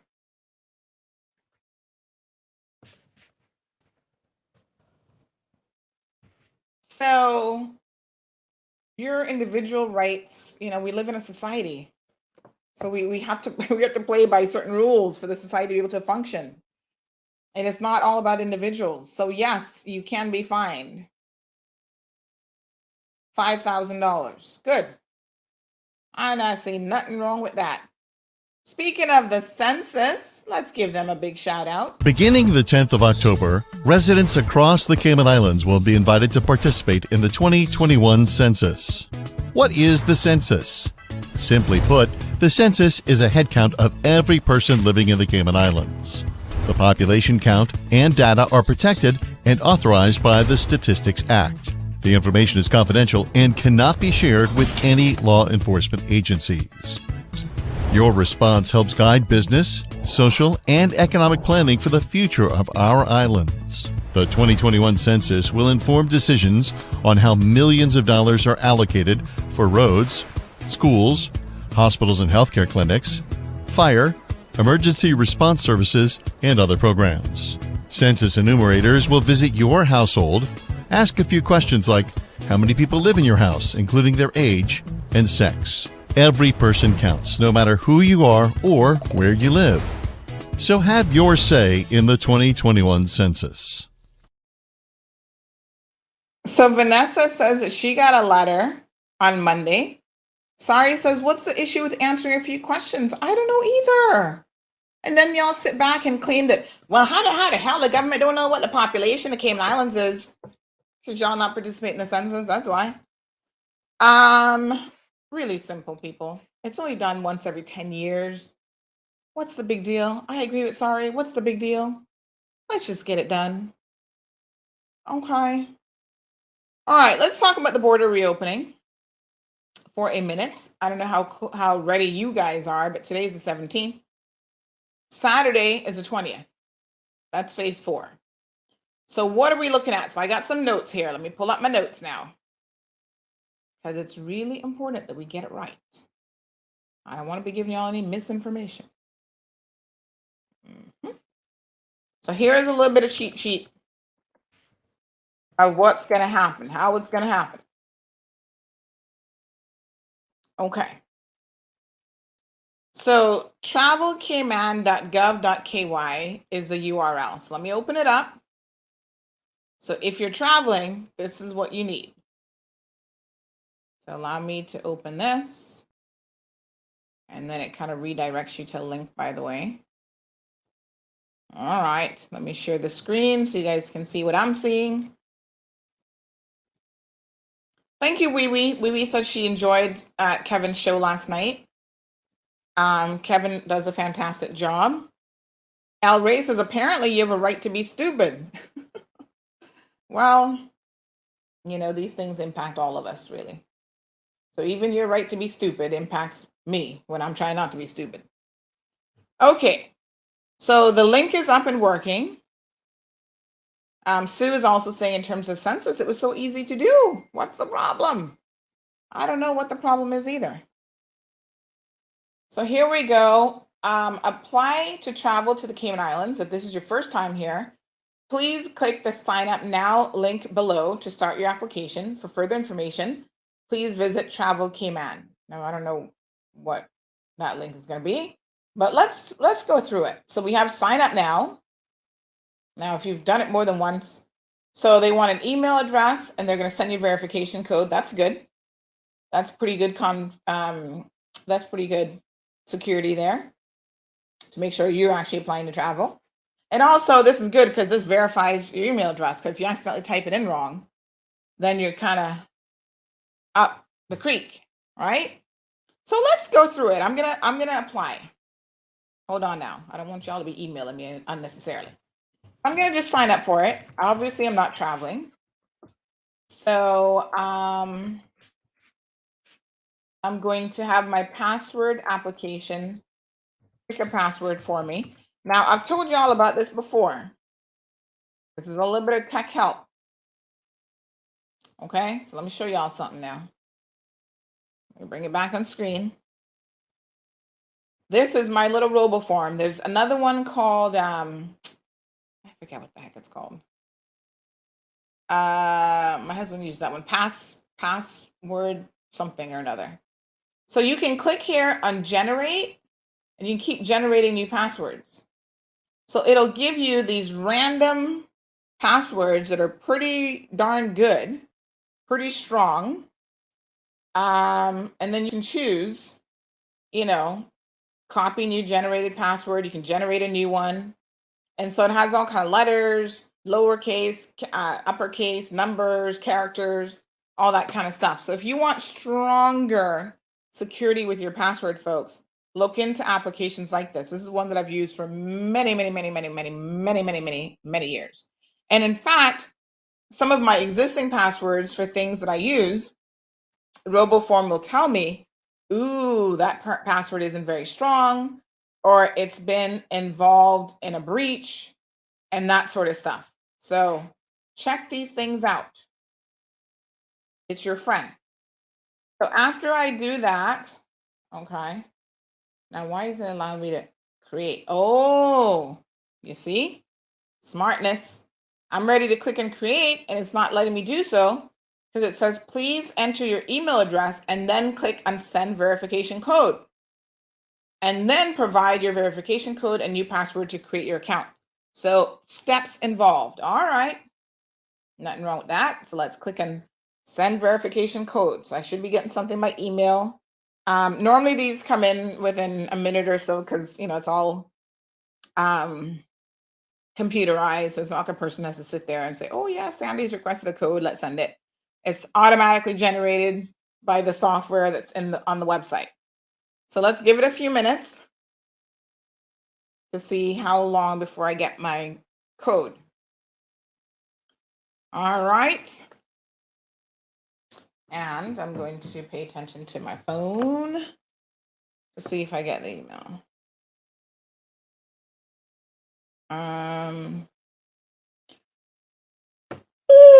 Oh, sorry. Okay, so I just got some emails, but that's not it.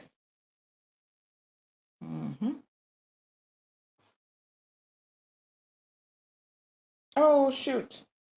Did I just accidentally delete that? That's not the email, but I think I deleted something else by accident.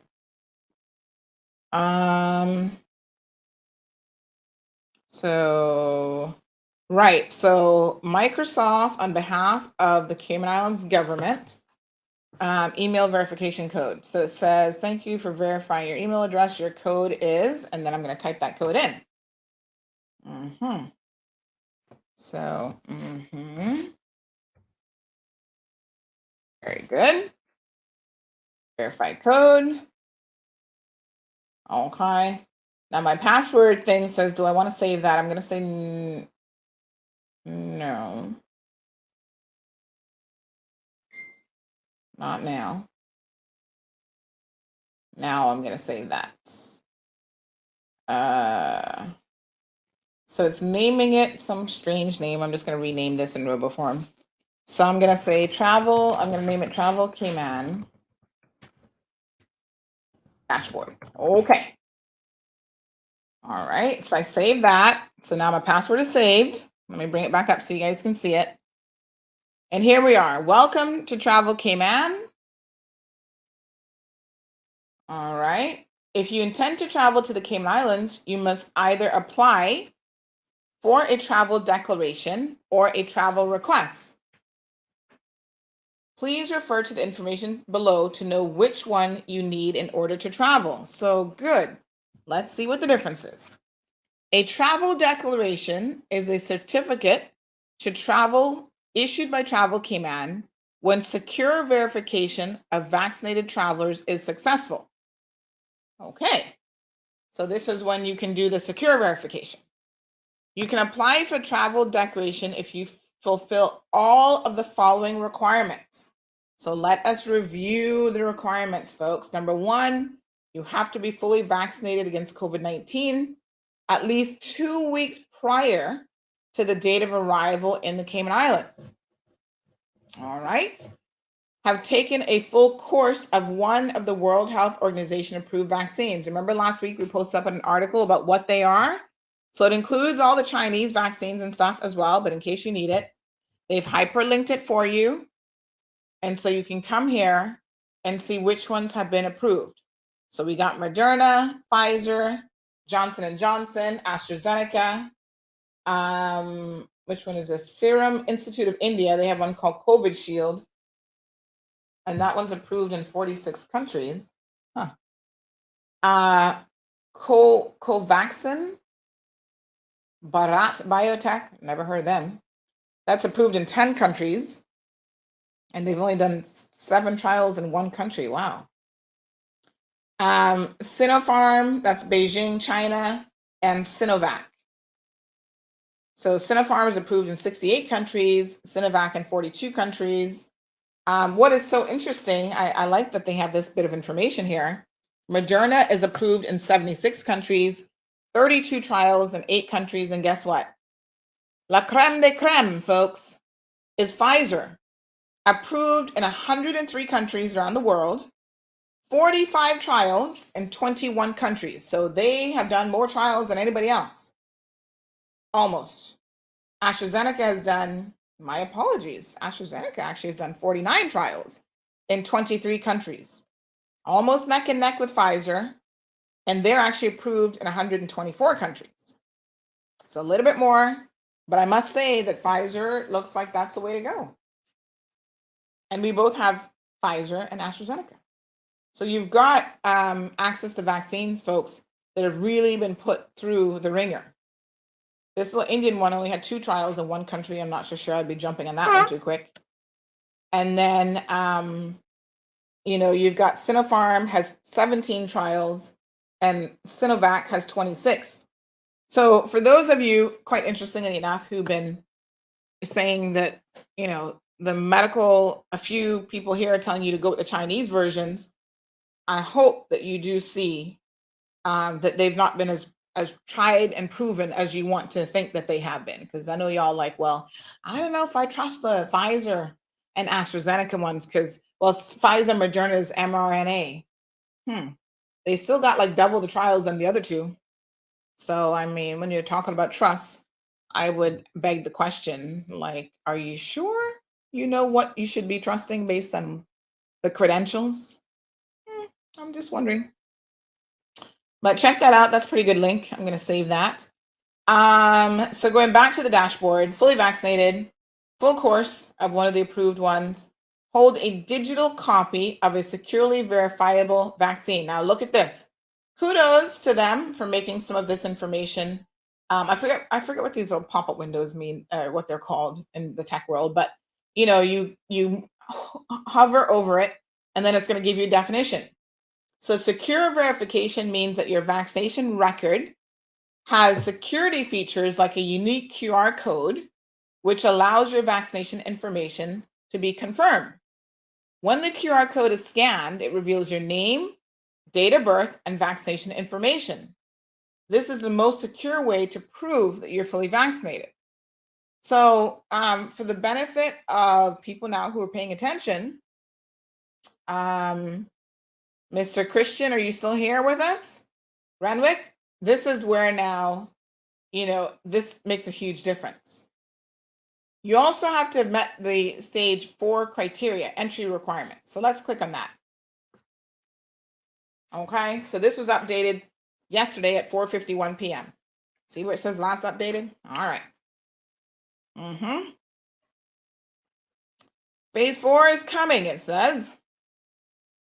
Border reopening phase 4 criteria is applicable for any travel from Saturday, the 20th onwards of November. The Travel Cayman portal has been updated to reflect for phase 4 changes. Visit here for portal guidance. On Friday, the 22nd of October, it was announced that phase 4 of the reopening plan was expected to commence on November the 20th. And then it tells you, right? So you've got testing. These are categories now. Travel and quarantine. Gives you the criteria here as well. So for testing, if I click on PCR test, it tells me what I need. Can y'all see this? I know it's a little bit small. It's 100%. Let me increase it a little bit. All right, there we go. There we go. Now you don't need glasses to see it. So it tells you what your PCR requirements. So you still need a PCR test within 72 hours to travel for all travelers ages 5 and older. And the test results have to be negative. That goes without saying, right? You still can't show it with a positive PCR test. Quarantine exit PCR. So if you're going to be quarantining, but in what circumstances would you be quarantining? Quarantine exit PCR.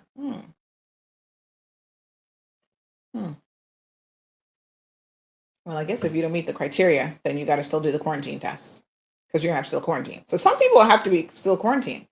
We're going to talk about that here in a second.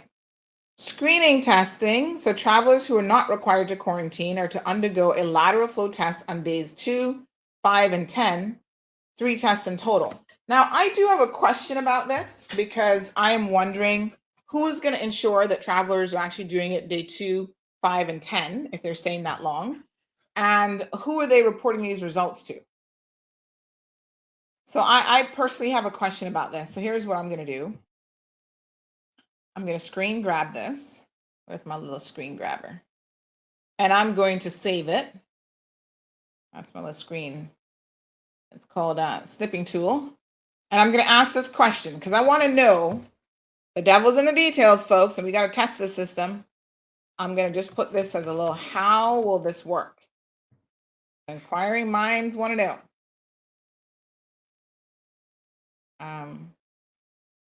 How that's going to work. Yes? All right. So that's one question that I have. Who will be verifying that someone is actually going to be doing that?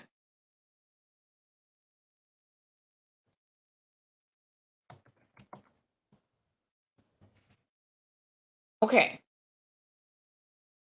For travel. So who can travel? Ooh, long list now. It's getting longer. All vaccinated travelers, securely and non-securely verifiable. Unvaccinated returning Caymanians, residents and work permit holders. Unvaccinated visitors who have close ties to the country, so persons who own local property and businesses, spouse, civil partner, parent, stepchild, so that's all family pretty much. Grandparent, Caymanian of a Caymanian or resident. No cruise travelers nor unvaccinated tourists, which includes unvaccinated tourist children. So remember now, folks, you still can't come in if you are an unvaccinated tourist. So Renwick, you're listening to me because, this isn't like how it used to be before anybody could come in. So there is that vaccination requirement for you to come in as a tourist. Now, as a Caymanian, apparently they can't stop you from coming in anymore if you're unvaccinated. But I think there'll be certain things in place, right? Travelers below the age of 18 that are vaccinated with 1 dose when traveling from jurisdictions that only allow 1 dose for that age group. So there are some countries, I think the UK was kind of doing that, where the younger kids essentially were taking just the one dose to give them some protection, but they're not fully vaccinated. And then you have to apply, you have to do the actual application process. And of course, if you're subject to quarantine, you have to use authorized travel arrangements. Yes? Length of time. So now this is quarantining if you still have to quarantine, because there are some people who still have to quarantine. So 14 days for unvaccinated adult travelers and travel parties with unvaccinated minors. I know everybody keeps asking about the kids. You're going to have to still quarantine if you're traveling with unvaccinated minors, unfortunately. That has not changed. 10 days quarantine for non-securely verifiable vaccinated travelers who are traveling from a country with a vaccination rate below 60% for the first dose of the vaccine. So this is important because a lot of people are coming from Jamaica. Folks, listen to me carefully. If you are coming from Jamaica, and I see, funny enough, Nicholas just asked the exact same question. Yes, because of this criteria, you will have to for 10 days if you're coming from Jamaica. Even if you're vaccinated. Well, if you're not vaccinated, it's 14 days. If you're vaccinated, it's 10 days. So it is because Jamaica has such a low vaccination rate. It's one of the criteria that's put in place. So any country, I don't know where else y'all coming from the world that have low vaccination rates, but anyone that has below 60 for the first dose, you're going to have a problem. And then it says GPS tracking required for travelers and their quarantine companions ages 10 and older who quarantine at an approved private residence instead of a quarantine facility. That's another question I have about how many of those are actually available, because we know that they had previously run out of those. So I'm going to screen grab that as well, because that's a question in my mind, big question actually. So let me put this in my little folder here for follow-up questions. And we will ask that one. Location, so you can still do approved facilities like the hotels, approved private residence, and government pays the quarantine fees at government-run facilities for essential travel only as outlined by the regulations. Remember now, that's that has not been free for some time unless it's essential travel. So all travelers and their companions are subject to travel Cayman welfare, phone calls, and physical checks. You know, the other day, somebody messaged me saying that the travel Cayman people were harassing them because they were calling them too much, and that they were going to leave Cayman because they're sick and tired of all the rigmarole that they have to go through. I was like, what? Are y'all people serious? They're like, yes, travel Cayman is this is tantamount to harassment. You come into wrong person for sympathy, I suppose. You know, you got to follow the rules, folks. And if we complain when they don't call people, when they're not checking on people, and sometimes that's happening. So if you feel like you're being checked on every single day, well, at least somebody's being checked on. My goodness. Listen, some people complain about everything. Have you guys seen the polar bear little statue or whatever going up to Frank Sound, holding I think it has a raccoon in its mouth or something? And there are some people in one of the women's group who posted it like, oh, is anybody offended by this? Child, where's Siobhan this morning? Siobhan had me cracking up. Honestly, Siobhan said, but geez, peace. Y'all complain about everything. You come to Cayman, why are you even here? Just to complain? Let me show you her. Listen, Siobhan just, she made my day with this comment. I got to show it to you guys because it was really funny. She was just like, but geez, peace. Well, y'all just shut up and stop complaining. So that's a travel declaration. And then we've got how to apply for travel requests. This is going to take a little bit more time than I thought. We have to continue this for tomorrow's discussion. I've got a 5-year-old who her dad's messaging me. She needs you to come now because remember, he's locked up in a room. So she wants me to come in and she wants to actually go to school. So, you know, we can lateral flow test and allow her to go to school, which we've done, and she's negative. So listen, let me show you this, and then I'm going to wrap it up just a little bit early, and we'll continue the dashboard tomorrow. So this is what Siobhan said to them. Child, she had me cracking up. I was like, ooh, she must have had a little bit of extra pepper sauce that morning, child. She said, you people are going to soon be complaining about the Cayman weather in December because we're supposed to be in the tropics. Sus Christ, what did some of y'all even come? Why did some of y'all even come? We could do without you? Question mark, exclamation point. Deline Hurlston said, whoa. You know, when somebody says something that you have been wanting to say and you just trying to bite your tongue. Well, Siobhan fixed them that day. She was like, shut the hell up. I'm sick and tired of y'all complaining. So yeah, they were complaining about the polar bear. And I don't even know what the polar bear is for. Somebody sent it to me last week and I'm like, what is this? Who put this up? I don't know if it's an AC company. It's like some kind of marketing thing. Well, listen, everybody's talking about the polar bear. They might not be making the association of what company it is. So that's probably where they've missed the mark. But it's still effective marketing because I actually see people stopping and taking a photo with the polar bear and the raccoon or whatever. I mean, lighten up, y'all. Just relax, right? So Carol says, who's going to give them the lateral flow test? Well, they're going to do it themselves. It would defeat the purpose for anybody to go and administer that. We don't have that many testing personnel to be doing that. Tamara, good morning, says there's persons buying these vaccine cards and using under false pretenses. How does the law plan to nab these perpetrators? So they will be verifying. This is the other thing that is important, Tamara, is the reason why you have to go through this process and apply. Now, this doesn't say how far in advance you should apply, but I do know that there is a verification process where they're going to be checking your test, like checking that you're vaccinated. So don't y'all be trying to lie now. Darlene says the whole 1, 5, and 10-day thing is a joke. Nicholas, so the answer to your question is yes. Damien says, what if that person flies through a third country? I think they might be looking at the passport. It's a good question, and I'm going to ask it because I could see where someone from Jamaica could go through the US and then come here, but they're still from Jamaica. But I'm assuming that if they have a Jamaican passport, and you can actually see, which this would now be CBS to be on the ball, you could actually see that they have traveled through a third country, that they'd still be subject to that requirement. But let me ask.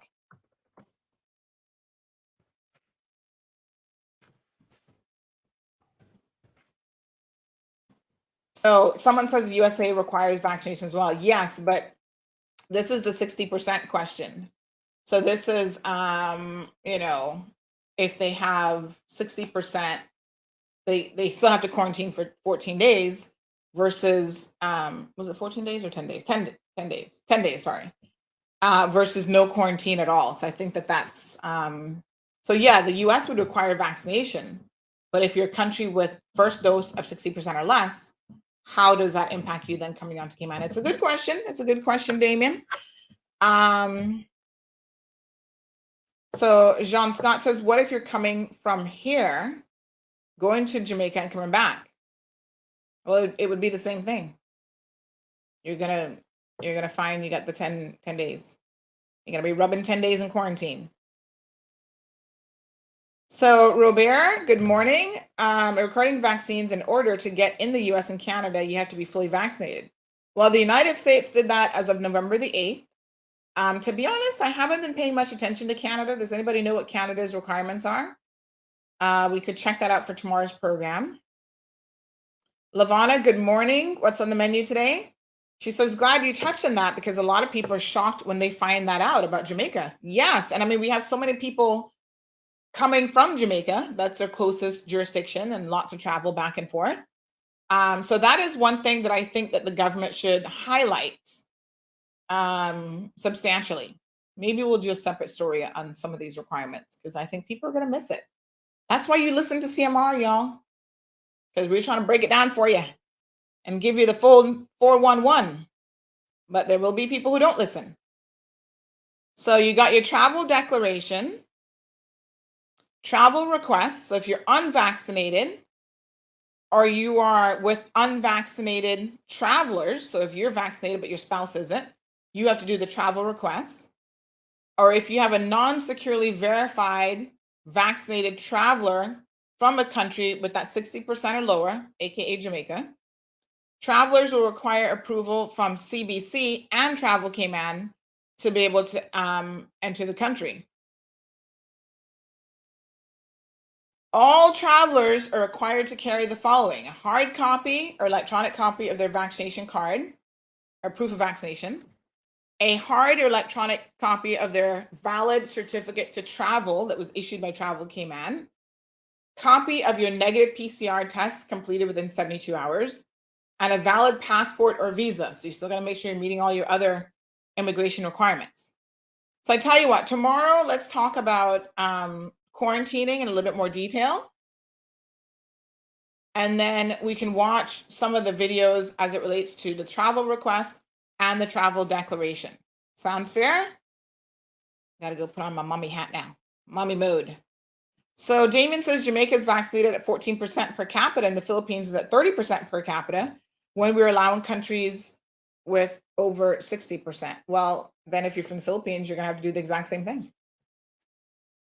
That's way too low. You're going to have to quarantine.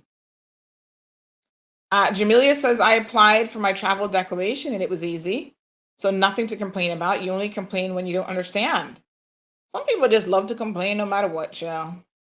It takes like 5 minutes and the system automatically verify you with the QR code. Good morning to Ahmad. Thank you for joining. Irvlin says that I need to know about Canada. So let me check in Canada between today and tomorrow. And then I shall let you guys know. Chef Remy, how are you? Ooh, Chef Remy, I've been craving some of your ceviche. Oh my God. Chef Remy, he says, superb cook. Gigi has been, for the record, calling you Chef Daddy, because my husband's been joking with her before she could even talk. Because I guess him and Remy look a little bit alike. And he's like, that's your daddy, not me. And she always looked like, no. So when he came the other day, now she's 5, she's well talking. And she got to, he had I think this was in the ceviche, of edible flower. And she was like tickled pink. It was like purple edible flower, I think purple blue. And she loved it. She's like, oh, I'm going to eat this. And so the other day, I think she was reminiscing about your food as well. And she's like asking Daddy about this man, couldn't remember your name. So Daddy said, just call him Chef Daddy, because he's definitely not a chef. Call him Chef Daddy. So Remy, if you see her and about and she says, hey, there's Chef Daddy, now you know why. Blame Marlon for that. All right, folks, let me skedaddle just a few minutes early to get her sorted out for the day. Chef Remy, hook me up with some ceviche, please. Can I just get like a bowl of it and those chips? And I'll be eating ceviche all day long in hog heaven. Folks, have a beautiful day. Please remember to be safe on the roadways. The roads are a little bit wet. Take your time. We already have one major accident for the morning. I'm hoping that everyone is okay from that incident. And as we move closer to the reopening tomorrow, we'll go through some more of the details for that as well. I'm ready to reopen Cayman because it's time that our friends, family, and tourists are able to come once again and visit our beautiful island. When we open up the borders, travel is going to be freer and we're going to be able to travel between countries better. I'm ready to reopen, to be reunited with my loved ones living abroad. I'm ready to reopen.